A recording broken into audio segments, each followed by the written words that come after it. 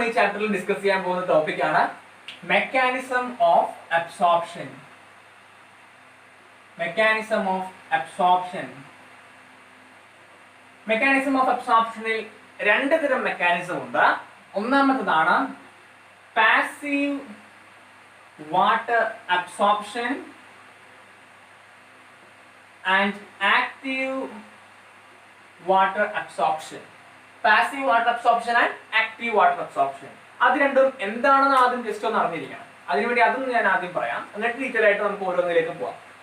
ഇവിടെ water absorption osmosis എന്ന് പറയുന്ന പ്രോസസ് വഴിയാണ് നടക്കുന്നത്, നമ്മൾ നേരത്തെയൊക്കെ പറഞ്ഞു കഴിഞ്ഞു. അപ്പൊ ഇവിടെ ആക്റ്റീവ് ആൻഡ് പാസീവ് വാട്ടർ അബ്സോർപ്ഷന്റെ കേസിൽ എന്താ പ്രത്യേകത എന്ന് ചോദിച്ചാൽ, എന്താ വ്യത്യാസം അവർക്ക് എന്ന് ചോദിച്ചു കഴിഞ്ഞാൽ, പാസീവ് വാട്ടർ അബ്സോർപ്ഷന്റെ സാഹചര്യം നമ്മൾ നോക്കുകയാണെങ്കിൽ it is A kind of diffusion. Higher concentration, ഒരു ഡിഫ്യൂഷൻ എന്ന് പറയുന്നത് ഹയർ കോൺസെൻട്രേഷനിൽ നിന്ന് ലോവർ കോൺസെൻട്രേഷനിലേക്കുള്ള മോളിക്യൂൾസിന്റെ അല്ലെങ്കിൽ അയോൺസിന്റെ മൂവ്മെന്റ് ആണല്ലോ. അവിടെ കോൺസെൻട്രേഷൻ ഗ്രേഡിയന്റിന് അനുകൂലം അല്ലെങ്കിൽ ഹയർ കോൺസെൻട്രേഷനിൽ നിന്ന് ലോവർ കോൺസെൻട്രേഷനിലേക്ക് ഡൗൺ ദി കോൺസെൻട്രേഷൻ ആണ് മോളിക്യൂൾസ് അല്ലെങ്കിൽ അയോൺസ് മൂവ് ചെയ്യുന്നത്. അപ്പൊ അവിടെ നാച്ചുറൽ ആയിട്ട് മൂവ്മെന്റ് സംഭവിക്കുന്നുണ്ട്, കാരണം അവിടെ ഒരു ഓസ്മോട്ടിക് ഡിഫ്യൂഷൻ പ്രഷർ എക്സിസ്റ്റ് ചെയ്യുന്നു. അതിന്റെയൊക്കെ റിസൾട്ട് ആയിട്ട് എന്ത് ചെയ്യുന്നു, ഈ മോളിക്യൂൾസ് ഡൗൺ ദ കോൺസെൻട്രേഷൻ ഡയറക്ഷനിൽ മൂവ് ചെയ്യുന്നു. അപ്പം ഇവിടെ നാച്ചുറലി ഈ പ്രോസസ് നടക്കുമ്പോൾ no need of metabolic energy. ഇവിടെ മെറ്റബോളിക് എനർജിയുടെ ആവശ്യമേ ഇല്ല. മെറ്റബോളിക് എനർജി എന്ന് പറഞ്ഞാൽ റെസ്പിറേഷന്റെ ഫലമായി ഉണ്ടാക്കപ്പെടുന്ന ATP, നമ്മുടെ അഡിനോസിൻ ട്രൈഫോസ്ഫേറ്റ് മോളിക്യൂൾസിനെ ഇവിടെ ഉപയോഗിക്കുന്നില്ല. ട്രാൻസ്പോർട്ട് മോളിക്യൂൾസിനെ അബ്സോർബ് ചെയ്യാൻ, വാട്ടർ മോളിക്യൂൾസിനെ അബ്സോർബ് ചെയ്യാൻ ഇവിടെ എനർജിയുടെ ആവശ്യമില്ല. നാച്ചുറലി അത് നടന്നോളും. കോൺസെൻട്രേഷൻ കൂടിയിടത്തുനിന്ന് കുറഞ്ഞിടത്തോട്ട് അബ്സോർപ്ഷൻ സംഭവിക്കും. പക്ഷേ in the case of active water absorption അവിടെ അങ്ങനെയല്ല സാഹചര്യം. അവിടെ കോൺസെൻട്രേഷൻ എഗൈൻസ്റ്റ് ആയിട്ടാണ്. ലോ കോൺസെൻട്രേഷൻ ഓഫ് മോളിക്യൂൾസ് എവിടെയാണുള്ളത്, അവിടെ നിന്നും ഹൈ കോൺസെൻട്രേഷൻ ഉള്ള സ്ഥലത്തോട്ടാണ് മൂവ് ചെയ്യുന്നത്. കോൺസെൻട്രേഷൻ എന്ന് പറയുന്നത് വാട്ടർ മോളിക്യൂൾസിന്റെ കോൺസെൻട്രേഷൻ ആണ്. സോ വാട്ടർ മോളിക്യൂൾസിന്റെ കോൺസെൻട്രേഷൻ കുറഞ്ഞത് എവിടെയാണ്, അവിടുന്നാണ് ഹൈ കോൺസെൻട്രേഷനിലേക്ക് ഇവിടെ ആക്റ്റീവ് അബ്സോർപ്ഷന്റെ കേസിൽ മൂവ് ചെയ്യുന്നത്. അപ്പൊ അവിടെ നാച്ചുറൽ പ്രോസസ്സിന് ഓപ്പോസിറ്റ് ആയിട്ട് ഒരു കാര്യം സംഭവിക്കുമ്പോൾ നമ്മൾ കുറച്ച് എനർജി സപ്ലൈ ചെയ്യേണ്ടതുണ്ട്. അപ്പൊ പ്ലാന്റ്സ് എന്ത് ചെയ്യും, ഈ പ്രോസസ്സ് നടത്താൻ വേണ്ടി അല്ലെങ്കിൽ ആക്റ്റീവ് വാട്ടർ അബ്സോർപ്ഷൻ നടത്താൻ വേണ്ടി കുറച്ച് എനർജി അവിടെ യൂട്ടിലൈസ് ചെയ്യപ്പെടുന്നുണ്ട്. അവിടെ കുറച്ച് എനർജി, മെറ്റബോളിക് എനർജി യൂസ് ചെയ്യുന്നു in the process of active water absorption. ഇതാണ് ഇവരുടെ പ്രധാന വ്യത്യാസം. ഇനി നമ്മൾ പാസീവ് വാട്ടർ അബ്സോർപ്ഷനിലോട്ട് വന്നാൽ, ഞാൻ പറഞ്ഞു പാസീവ് വാട്ടർ അബ്സോർപ്ഷൻ എന്ന് പറയുന്നത് without the use of metabolic energy absorption സംഭവിക്കുന്നതിനെയാണ് നമ്മൾ പാസീവ് വാട്ടർ അബ്സോർപ്ഷൻ എന്ന് പറയുന്നത്. ഇനി ഈ പാസീവ് വാട്ടർ അബ്സോർപ്ഷൻ നടക്കണമെങ്കിൽ എന്തെങ്കിലും ഒരു മെക്കാനിക്കൽ ഫോഴ്സ് അല്ലെങ്കിൽ ഒരു കോൺസെൻട്രേഷൻ ഗ്രേഡിയന്റെങ്കിലും വേണോ ക്രിയേറ്റ് ചെയ്യപ്പെടണമല്ലോ. അപ്പൊ ഇവിടെ പറയുന്നത് ഈ പാസീവ് വാട്ടർ അബ്സോർപ്ഷന്റെ റേറ്റ് കൂടുന്നത് ട്രാൻസ്പിറേഷൻ റേറ്റ് കൂടുന്ന സമയം, അതായത് റേറ്റ് ഓഫ് ട്രാൻസ്പിറേഷൻ ഹയർ ആണെങ്കിൽ പാസീവ് മോഡ് ഓഫ് അബ്സോർപ്ഷൻ ആയിരിക്കും കൂടുതൽ സംഭവിക്കുക. എപ്പോഴും ഈ പാസീവ് മോഡ് ഓഫ് അബ്സോർപ്ഷൻ കൂടുതൽ സംഭവിക്കുന്നത് റേറ്റ് ഓഫ് ട്രാൻസ്പിറേഷൻ കൂടിയിരിക്കുന്ന സമയത്താണ്. എന്താണ് ട്രാൻസ്പിറേഷൻ എന്ന് അടുത്ത ചാപ്റ്ററിൽ നമ്മൾ വീണ്ടും പറയും. അത് കഴിഞ്ഞ് നമ്മൾ ട്രാൻസ്പിറേഷൻ ഫുൾ തിയറി അതൊക്കെ നമ്മൾ വീണ്ടും ഒന്നുകൂടെ പറയുമെങ്കിൽ ഇവിടെ ഞാൻ ചെറുതായിട്ട് പറയുന്നത്, ഇപ്പോ നമ്മുടെ മീസോഫിൽ റീജിയനിലേക്ക് വാട്ടർ എത്തിക്കഴിഞ്ഞാൽ അവിടുത്തെ വാട്ടർ പിന്നീട് വാട്ടർ വേപ്പറായി സ്റ്റൊമാറ്റിൽ പോർസിലൂടെ എസ്കേപ്പ് ചെയ്ത് പോകും. അതൊക്കെ നമ്മൾ ആദ്യമേ പറഞ്ഞിരുന്നു. അങ്ങനെ വാട്ടർ നഷ്ടപ്പെട്ട് കഴിയുമ്പോൾ ആ മീസോഫിൽ റീജിയനിൽ ഒരു സാച്ചുറേഷൻ ഡെഫിസിറ്റ് അല്ലെങ്കിൽ വാട്ടർ മോളിക്യൂൾസിന്റെ ഒരു ഡെഫിഷ്യൻസി ക്രിയേറ്റ് ചെയ്യപ്പെടും. അപ്പൊ എന്ത് സംഭവിക്കും, ഈ സൈലം ട്യൂബിലേക്ക് ഒരു സക്ഷൻ ഫോഴ്സ് അനുഭവപ്പെടും. അപ്പോഴത്തേക്ക് ആ സക്ഷൻ ഫോഴ്സ് ആണ് റൂട്ടില് വാട്ടർ മോളിക്യൂൾസിന്റെ ഒരു അബ്സോർപ്ഷന്, ഈ പാസീവ് മോഡ് ഓഫ് അബ്സോർപ്ഷന് സഹായിക്കുന്നതാണ് ഒരു തിയറി പറയുന്നത്. അപ്പം ട്രാൻസ്പിറേഷൻ റേറ്റ് വളരെ കൂടുതലാണെങ്കിൽ പാസീവ് വാട്ടർ അബ്സോർപ്ഷനും വളരെയധികം കൂടുതലായിട്ട് സംഭവിക്കും. അപ്പൊ ഇത് പാസീവ് വാട്ടർ അബ്സോർപ്ഷനെ കുറിച്ച് ജനറൽ ആയിട്ട് ഞാൻ പറഞ്ഞു കഴിഞ്ഞു. ഇനി നമ്മൾ പറയേണ്ടത് ഈ പാസീവ് വാട്ടർ അബ്സോർപ്ഷൻ ഇൻവോൾവ് ചെയ്യുന്ന 3 മെക്കാനിസംസ് ഉണ്ട്. ഒന്ന് ഇംബൈബിഷൻ. ഇത് ഇൻക്ലൂഡ് ചെയ്യുന്ന 3 പ്രോസസ്സുകളാണ്. ഇംബൈബിഷൻ, 2 ഡിഫ്യൂഷൻ, 3 ഓസ്മോസിസ്. 3 ടേമും നമുക്ക് ഫെമിലിയർ ആണ്, എന്നാലും ഞാൻ വീണ്ടും അവരെ കുറിച്ച് ഡീറ്റെയിൽ ആയിട്ട് പറയുകയാണ്. ആദ്യം നമുക്ക് ഇംബൈബിഷൻ നോക്കാം. ഡിഫ്യൂഷനും ഓസ്മോസിസും കൂടി നമുക്ക് കണക്ട് ചെയ്ത് കുറച്ച് ഡീറ്റെയിൽ ആയിട്ട് നെക്സ്റ്റ് വീഡിയോയിൽ പറയാം. ഇപ്പൊ നമുക്ക് ഇംബൈബിഷൻ പറഞ്ഞ് കൺക്ലൂഡ് ചെയ്യാം. ഇംബൈബിഷൻ ഇംബൈബിഷന്റെ ഒരു ഡെഫിനിഷൻ എന്താണെന്ന് ചോദിച്ചാൽ, imbibition is the process of absorption. ഡി ആണ് അബ്സോർപ്ഷൻ ഓർ അബ്സോർപ്ഷൻ, രണ്ടും നടക്കും. the adsorption or absorption of water molecules by the cell wall, by the hydrophilic constituents of the cell wall through surface attraction without forming solutions. ഇനി ഞാൻ കൃത്യമായിട്ട് എന്താ കാര്യം എന്ന് പറഞ്ഞുതരാം.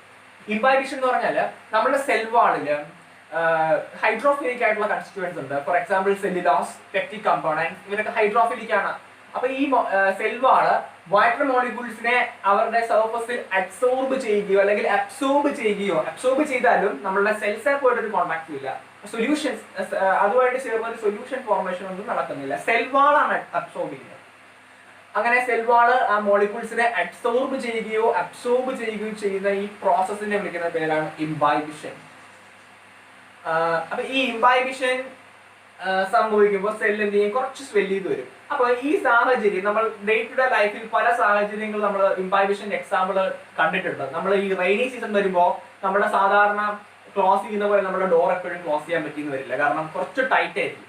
അപ്പോഴത്തേക്ക് കുറച്ച് നമ്മൾ ഫോട്ടോ എടുത്തൊക്കെ ഓപ്പൺ നമ്മളെല്ലാവരും അത് വിറ്റ്നസ് ചെയ്തിട്ടുണ്ട് അങ്ങനെ ഒരു പ്രോബ്ലം. അപ്പൊ ഇത് എന്തുകൊണ്ടാണ് സംഭവിച്ചതെന്ന് വെച്ചാൽ ഇംബൈബിഷൻ ആണ് ഇതിന്റെ റീസൺ. ഇംബൈബിഷൻ മൂലമാണ് ആ ഡോറിൽ വാട്ടർ വേപ്പേഴ്സ് അബ്സോർബ് ചെയ്ത് സെല്ലിൽ അബ്സോർബ് ചെയ്ത് കുറച്ച് സ്വെല്ല് ചെയ്ത് വരും. അപ്പോഴത്തേക്ക് നമുക്ക് ഡോർ ക്ലോസ് ചെയ്യാനായിട്ട് ബുദ്ധിമുട്ട് തോന്നും. അപ്പം പിന്നെ നമ്മള് ഡ്രൈ സീഡ്സ് ഇപ്പൊ നമ്മൾ ഒരു കാര്യം, ഒരു റോക്ക് സർഫസ് ആണ് ഇത്.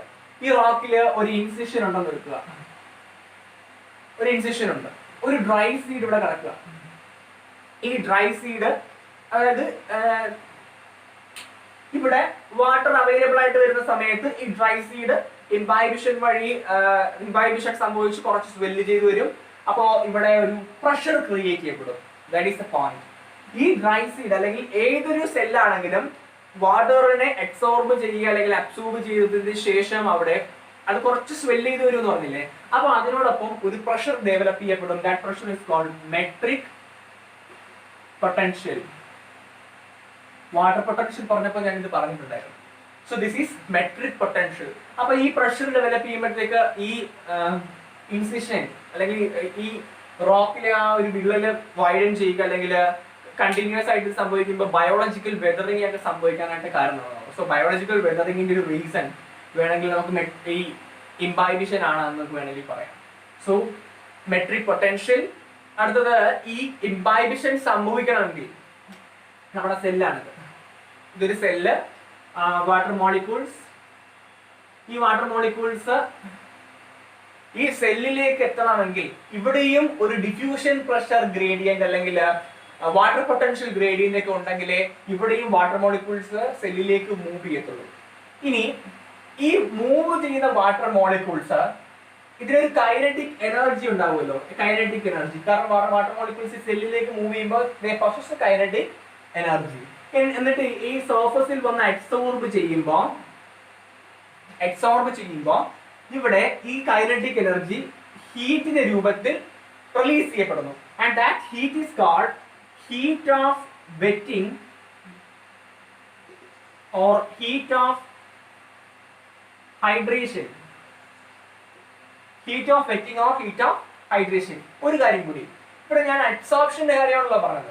അഡ്സോർപ്ഷൻ എന്ന് പറയുമ്പോഴത്തേക്ക് നമ്മൾക്ക് നേരത്തെ അറിയാം, അഡ്സോർപ്ഷൻ എന്ന് പറയുന്ന പ്രോസസ്സിൽ ഒരു അഡ്സോർബന്റും കാണും, ഒരു അഡ്സോർബേറ്റും കാണും. ഏത് സർഫസിലാണോ നമ്മളുടെ മോളിക്യൂൾസ് അഡ്സോർബ് ചെയ്യുന്നത് അതിന് നമ്മൾ അഡ്സോർബന്റ് എന്നും മറ്റേ അബ്സോർബ് ചെയ്യപ്പെടുന്ന മോളിക്യൂൾസിനെ അബ്സോർബേറ്റ് എന്നുമാണ് വിളിക്കാറ്. സോ ഇവിടെ ഇംബൈബിഷന്റെ കേസിൽ നമ്മുടെ അബ്സോർബന്റ് വിളിക്കുന്ന പേരാണ് ഇംബൈബന്റ്. പെട്ടെന്ന് ഓർക്കാം, ഇംബൈബന്റ്. അതേസമയം നമ്മുടെ മോളിക്യൂൾ അബ്സോർബ് ചെയ്യപ്പെടുന്ന മോളിക്യൂൾസിനെ വിളിക്കുന്ന പേരാണ് imbibate. Imbibant and imbibate. So matric potential, heat of wetting, heat of hydration, പിന്നെ ഇംബൈബിഷന്റെ പ്രോസസ്സ്, അതിന്റെ ഒരു എക്സാമ്പിൾ ഇതൊക്കെ നമ്മൾ പറഞ്ഞിട്ടുണ്ട്. ഇംബൈബിഷനെ കുറിച്ച് കുറച്ച് പറയാനുള്ള പോയിന്റ്സ് ഒക്കെ ഏകദേശം പറഞ്ഞതാണ് ഞാൻ വിചാരിക്കുന്നത്. അടുത്തത് നമുക്ക് ഡിഫ്യൂഷൻ ഓസ്മോസിസ് ആണ് സംസാരിക്കാനുള്ളത്. അത് നെക്സ്റ്റ് വീഡിയോയിൽ നമുക്ക് രണ്ടും കൂടെ കണക്ട് ചെയ്ത് ഡീറ്റെയിൽ ആയിട്ട് പറയാം.